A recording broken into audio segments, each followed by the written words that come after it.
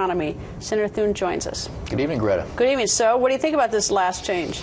The president said the other day that their goal is not to punish folks, which I think they're admitting right there that they know how punishing this is to the American people. And these delays really are an abuse of power.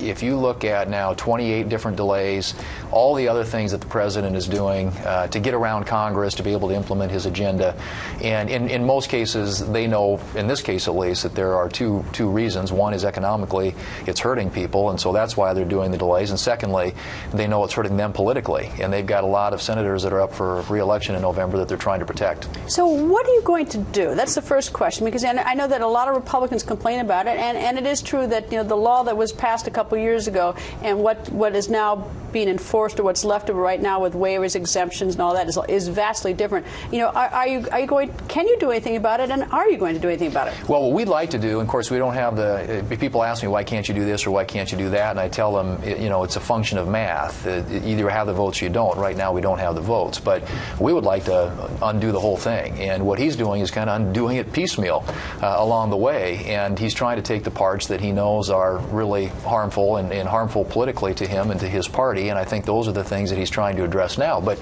we think that rather than just exempt businesses, in this case with the employer mandate, why not apply that to families and individuals? Everybody ought to get exempted from this. Well, I guess sort of the larger question, though, is that that you're part of the legislative body, you passed a law, and of course the president has some discretion in terms of how a law is enforced. But at some point, you do enough picking and choosing and changing of the law that you're going beyond just sort of using your discretion, that you are actually legislating something the executive branch doesn't have the authority to do. Are you past that point? And if so, are you going to do anything about that? Well, I think they're way past that point, and I think that we ought to do everything we can to try and rein it in.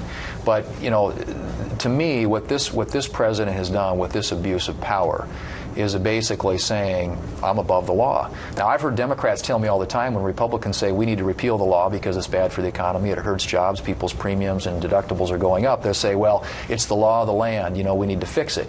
That's not what they're doing here. Well, Congress maybe should fix it. I mean, if it needs to be fixed, that's sort of your job. Sure, and we've had the House has passed, I think, 40 different times. I've had 33 votes on repealing all or parts of this thing, but we don't have the votes in the Senate, and we need a Congress and a president that respects the law, and if they want to make changes in a law that isn't working, and clearly this isn't, to come back to Congress and try and fix it that way rather than going around it, which is exactly what they're doing today.